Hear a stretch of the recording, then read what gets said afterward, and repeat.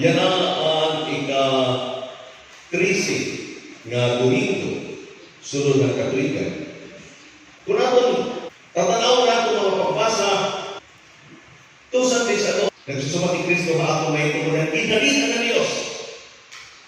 Kaya niya, agin-agin ninin ko sa naliso ang mustasa, kaya pinangalaning ito. Pero pinangalaning mo nga ito, imo ba bantayan? Maguhlang ka, hangtod nga mamunga. Hanagaling ka nito, nakatoy na kadaga. Yan, may sumasto. Ang mga tao ni Jesus, mga eksperto, mga parapangisda. Itong naagaw, grabe kung siguro ang ira, ginagian nga balon, tungkol kay pinangkapoy na ang mga apostolis nga nangalo ay nakawang Jesus. Di ka na mabarata, pligid kami. Bumuhat si Jesus nga nasa niya.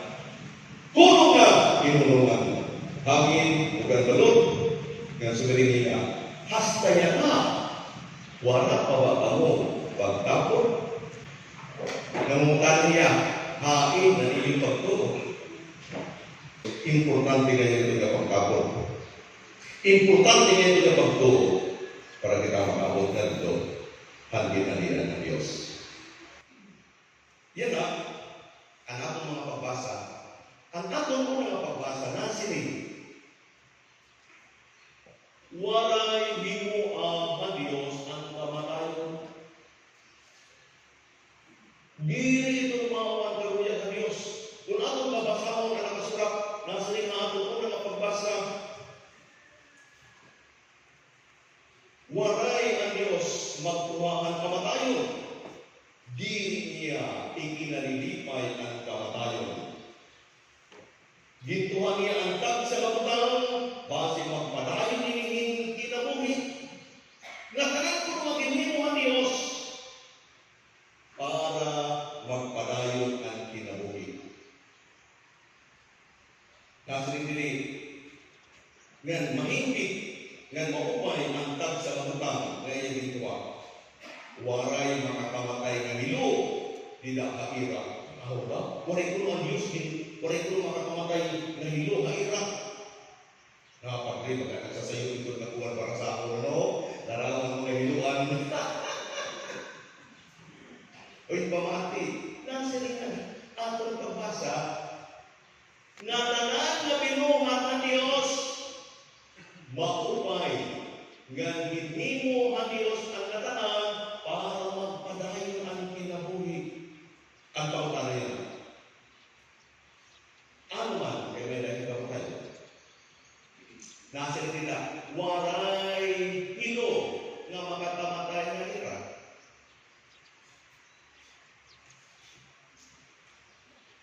Sa katapusan na natin ng pagbasa nasa rin. Ang nagdara ang kamatayon, ang kaaway, ang yawa, nga ang dili pagtapon at tao ng Diyos. Kaya ang tao na waraan ng pagtapon ng Diyos, nga tanan na binuhat ng Diyos maupay, nga nasa nila, nga tanan na iya ginuhat may daging katuyukan.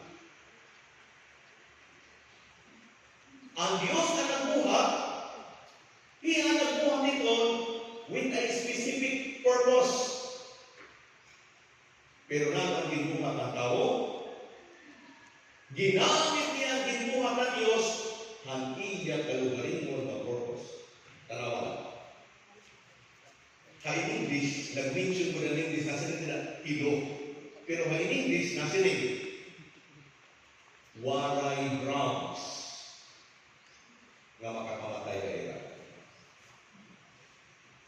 Pati na naman ang karesin nyo ng drug trafficking, ang mga karesin nyo sa drug addict, mga kabutuan, waray kung maning drugs nga makakamatay na tao. Nano kayo nakakamatay ng drugs? Tungod kay gin-abuso ang tao, kaya ang sala, dili ang drugs. Ang sala, ang abuse. Ano? Gitawag ng drug abuse. May daling pulong para ng sipon. May daling pulong para ng ubo. Pero kung ang tao waray ubo, nag-iininom hindi ng ubo, abuse ang tawag nito. Kaya no, inuot-buutan ng tao ang karuya ng Diyos. Usahay, nag-iiniristorya ang mga tao, ini, makataon ba ini dito ba ini nakataon, tapos mausahay, mabutan nila ng mga praso na tumasalinga, ini, kaunan mo nga ini, mahihino ka. Kung natin papamatihan na natin na magbase ang nasaling, hindi mo nagsalinga kauna iton. Gibuhat ito ng Diyos, dili para kaunon. Mahihino ka talaga, ino ka kaunon.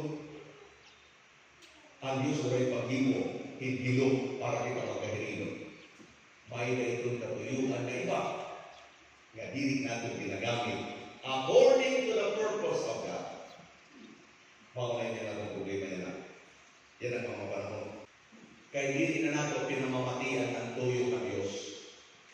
Ang atong karuya, ang atong karugarimon na katuyuan.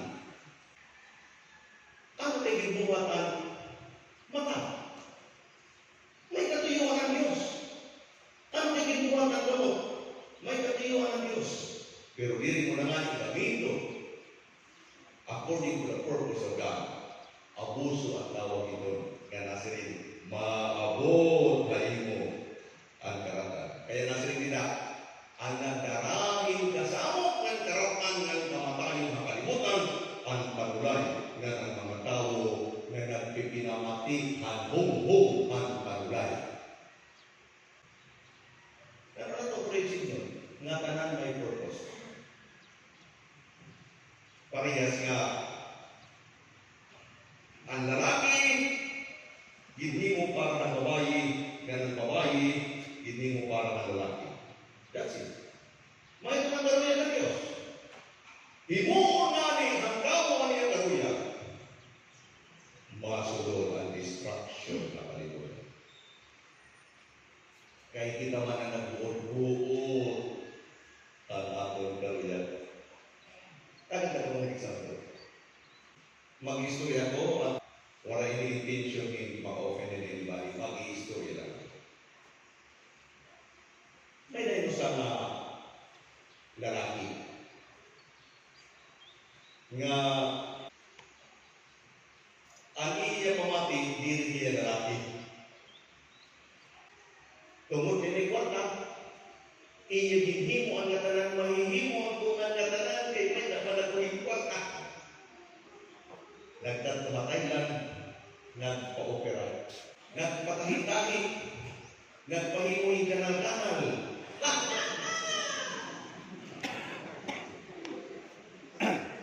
Iyan mo ba tani ang gabiya? And he was happy for a moment.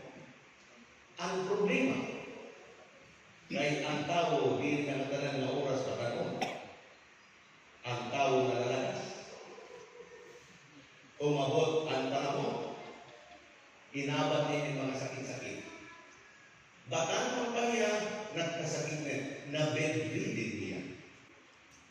Ang mga caregivers, maaari nito nirapotan na nila yung ng trabaho ang caregivers kung may dahil bedridden. Ada nila nagkuhan, nagpupupo, ada nila nag-ihi, ginkakarino na nila, ginkakarino na bedridden, ginpuhubangan nila na itubangan.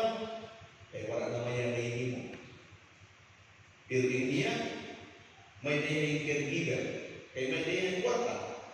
Pero hindi yung manangali niya ang caregiver, nasa rin niya, di na po, mag-araw.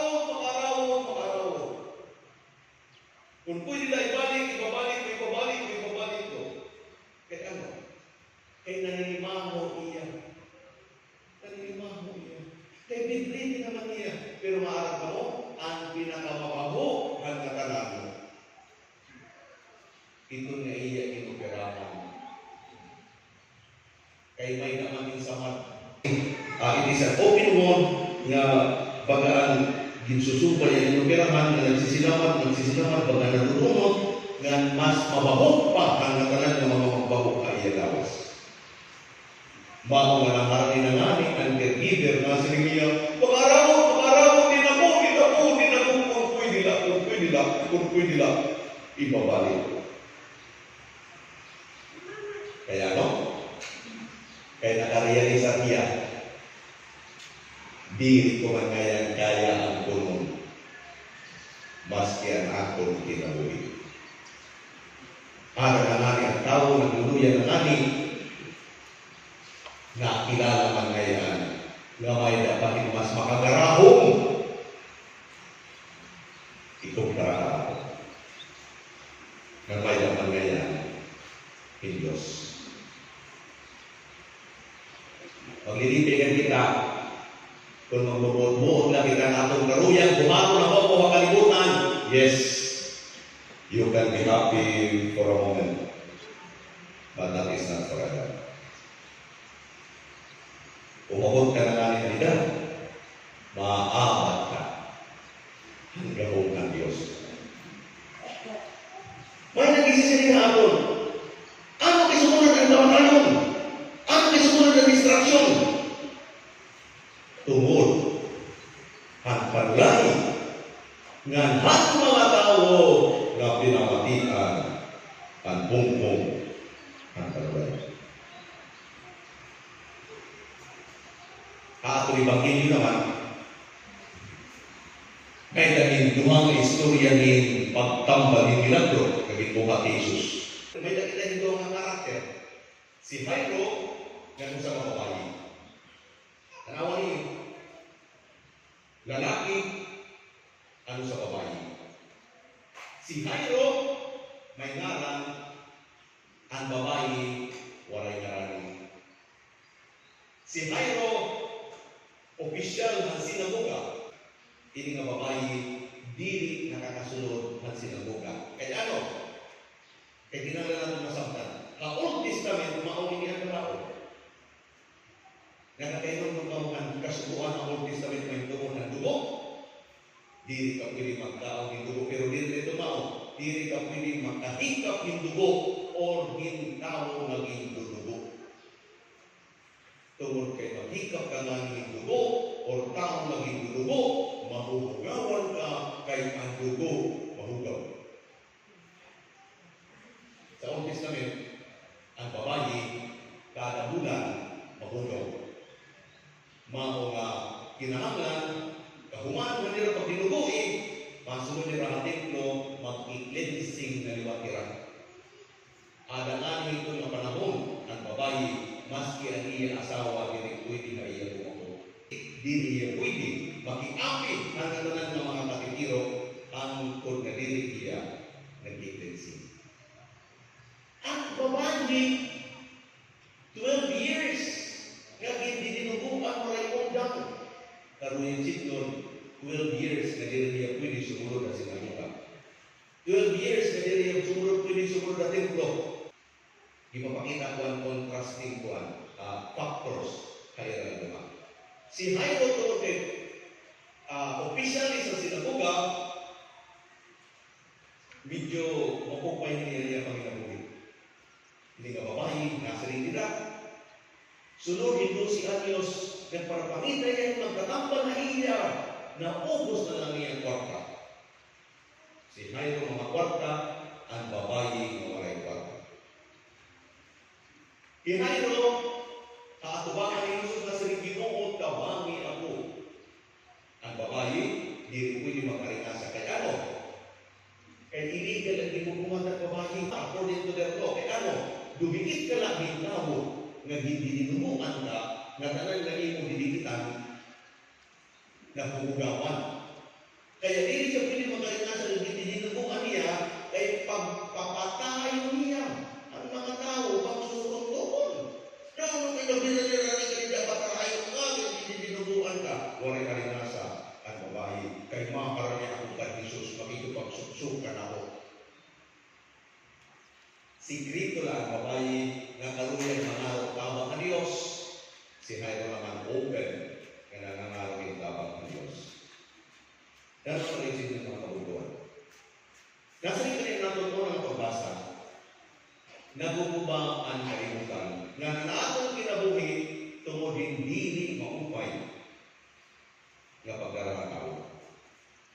Pero ang Diyos ang naghimuhan na tanan. Ang Diyos liwatiton ang mag-uupay. Parehas ang panday. Seminary, nakita ko ito nga tuan na-experience na mo. Nalikod kami ng mga lingkuran ng mga kahoy. Tapos nagpupuan na, nagsasayang na ang lingkuran. Ang akong gibubuhat, makuha ko yung martilyo ng pakot. Ako din rinaisangan. Pero nangaraisan na natin din. Bubutang, nagkiki-ay lagi ako ng lingkuran. Pero, pwede ka nila bisita na akong mapanday. Gabi na kayo kung may seminarista na ang tatay panday. Masaling kami kalayuga, ikaw pag-raisa. Usa na ako na raisa. Na-upay ang lingkuran. Kaya kaya natin kira. Ang maupay na parang upay, ang parang imo. Kaya ang Diyos na nagimo ang kalibutan, ang Diyos na nagimo ang tao ko, sigurado ang pinakamaupay na parang upay na aton ang Diyos. O nga nagkarani nga nagawa. Pero ito ang Diyos, kinakarawat niya mas ihimo. Lalaki ka man, babae ka man. May naran ka man, wala ka man naran. May kwarta ka man, wala ka man kwarta. Open ka man na nangangaro ang Diyos o sikrito. Basta may nakahing pagtuo na mamati ang Diyos. Na mamati ang Diyos. Pagkaranihan, ang babae, nasa ringlan niya, makakapot na ako ng laylayan ng iya balo. Ano yung laylayan ng iya balo? Kay English, tassel. Para pa mga tassel? Hindi na sulutin na bali may tassel. Hindi. Makakapot na ako ng laylayan, mag-uupay ako. Bakit ko na niya pagtuo? Makakapot niya nasa ni Kristo. Hindi mo nagkapot na ako. Hindi mo nagkapot na ako. Kaya inabat ko na yung Jesus na may buminawas na iya. Gagawin. Usaman na ako na babae. Nga nagpupay. Pero nano kaya nasa may buminawas na gawin. Higing papakita na ako mga kamutuan. Ang Diyos nga ngayon, kung natama na ako, hiya mismo, parte niya ang ginahatag na ako. Kaya kung hindi mo kita niya na tawag, maunga, parte niya. May nanawara na iya para kita matupay. Bagan mga kaganak, pag nag-ating ang nila mga anak, nga tanan nga gibubuhat ang kaganak para nila anak, may nawawara na ira. Halimbawa, gid sa sakripisyo ng tigana na nila oras, para niya anak mapamayada ng oras.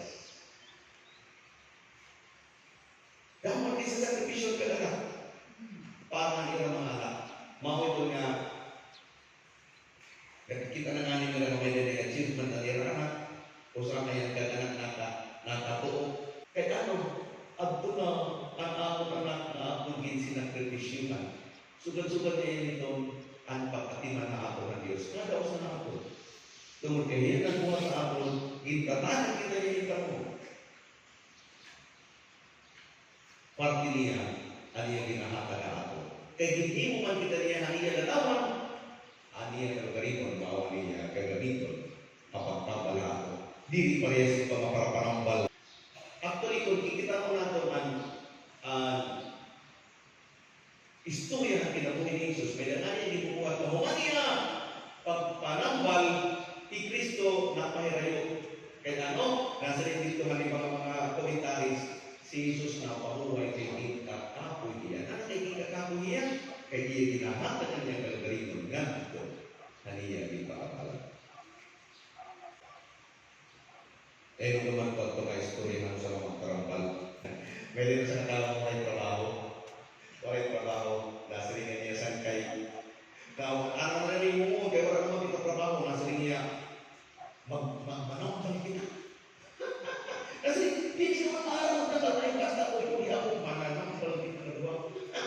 Nagpunangin na dito kuwan. Nagpunangin na yung bakar na gawas. Nasa rin dito, matambal ang kalani. Mabayad ka 1,000. Diri ka nga ni matambaran, mabayad na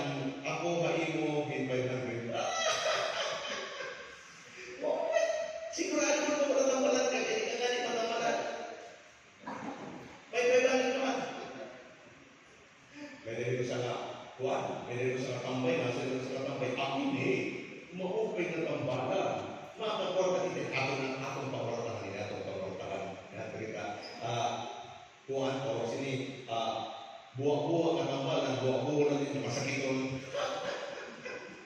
Nasa ganito, pag-abotid ka, nasa rin niya, ano ka na nito, sakit. Nasa rin ang tambay.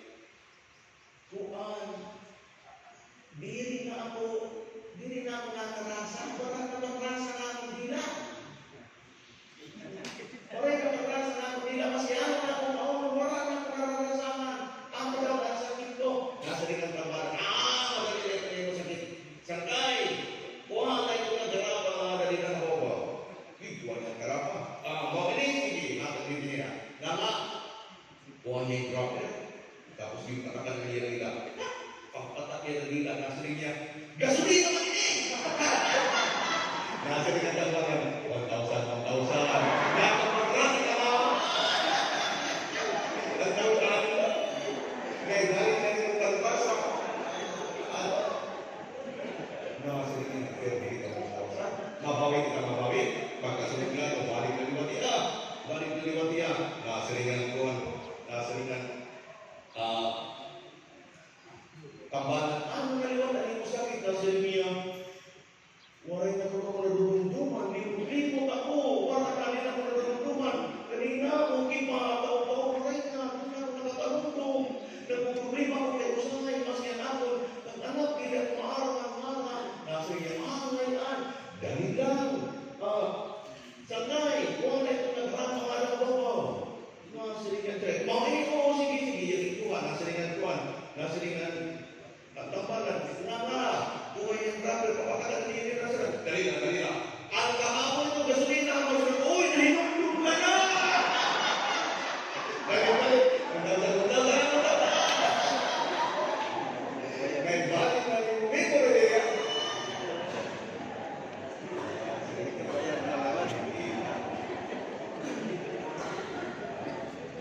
Dili ko no, makalit ka, mabulos, gato yan. Sus, nasirin na gawin ka to. Nakakalaga mo sakit. Nasirin niya, malabo na gano'n ako ng mata, hindi na ako nakita. Wala na ako nakikita ang amayan. Sige daw. Nasirin na nitugtog, tawag ng mata. Pasensya. Dili matatambalan. Kuha niya yung 100, kuha niya yung 500. Nasirin niya, wala rin malay. Uy, nakita ka na! May balik na yung matatawa!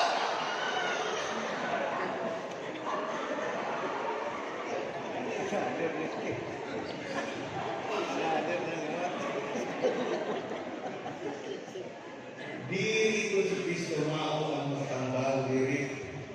Magtambal na ni Jesus na sa tingay ng gawas nga gamundi ka na iya.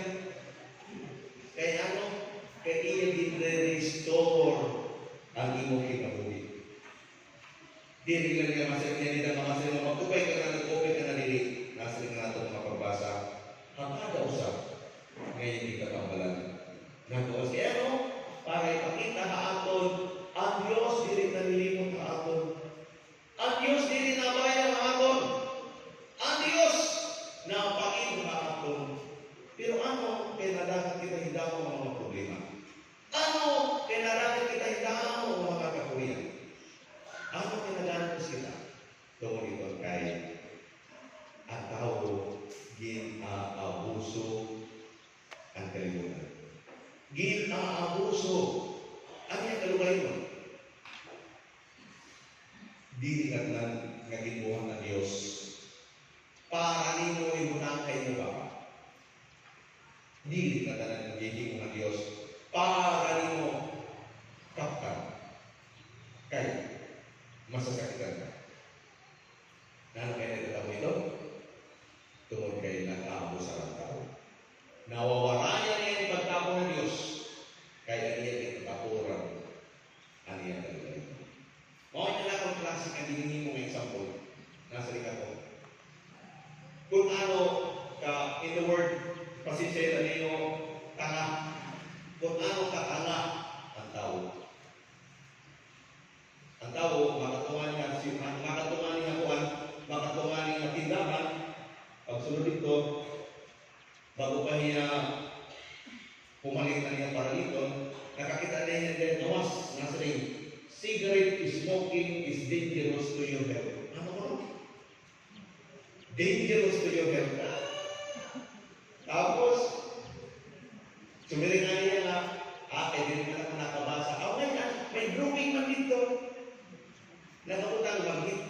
nihini, magkaka-cancel ka na bakbak, kalalamunan, kuandira, nagtuho inahi, nagtuha damo nga mga magkakasakit ka rin. Wala na gihapon, itidla yan gihapon ano. Kaya, feeling ko ako, kumbaga hindrado, nagkakapagpapagtuan din aso na iya baba. Tapos taon-taon hinubo. Kasi tayo, ano daw ka na, pagpaitin dito ang isa for my good health. Mga sarili, Diyos, okay ka na. Maarap ka na makasakit ito na libo na kayo ginong kayo kayo. Bakit ka hindi sila dinihato ni Panginoon yan na ating pagbasa? Waray God, ginhimo ang Diyos na makataraw ng tao. Ang naghihimo ang karatan, kita na mismo. Pero anak ni Panginoon nasa diri ang Diyos na papabayan. Maaraw niya na mawito ng tao. Nagulat niya, punta, baka talikatani, hindi rin mo pinagalibutan, andam na ginapong magulat na ako. Kung karuyan din mo may balik, ang dati, ang Diyos nagulat. Pero parehas ito na natin pagbasa ang kaagin ng mundo. Ang tao, natawag ng Diyos kung saan mo ordinaan na lalat. Di ka, may nanganin, waray nanganin yung kwarta, waray nanganin na utangan, di rin nanganin kaya, di ka kapoy na liwag niya, sa kanya matuwa nga sa binogin. Kawanin ka. Usahay mo utangan ng Diyos, Ginoo! Ngayon kalimot ka ba ako, na mag-pirmi naman na ako. Kung ako na ang Diyos, nasa rin ito niya, hinuba na limot. Ginoo! Ginpabayan mo ba ako? Babat ng Diyos, hinuba na pabayan. Ako rin ang pabayan ng iyo. Pero kamu, ginpabayan ng iyo. Ano yung kalagayin? Mauna, gipapahinog kita from tusan di sa loob, mahitawon ng atong paglakaw, tigat ko na tinalian ng Diyos. Ayaw galing mo tao, nga dili kita para makalimutan. Naglakaw kita, pakadto, ang ginalian ng Diyos. Ginimo ang Diyos ang kalimutan na maumay, ginsamot ang tao. Pero ang katagam higumao ng Diyos, aadalay niya hapon, pagtalwas sa ato. Kung ang tao madalo na may dahil pagtapo ng pagto sa Diyos. Maungan atong sa luyanan, nagpapahilunod na ato. Pagkahigod na Ginoo, kay gintalwas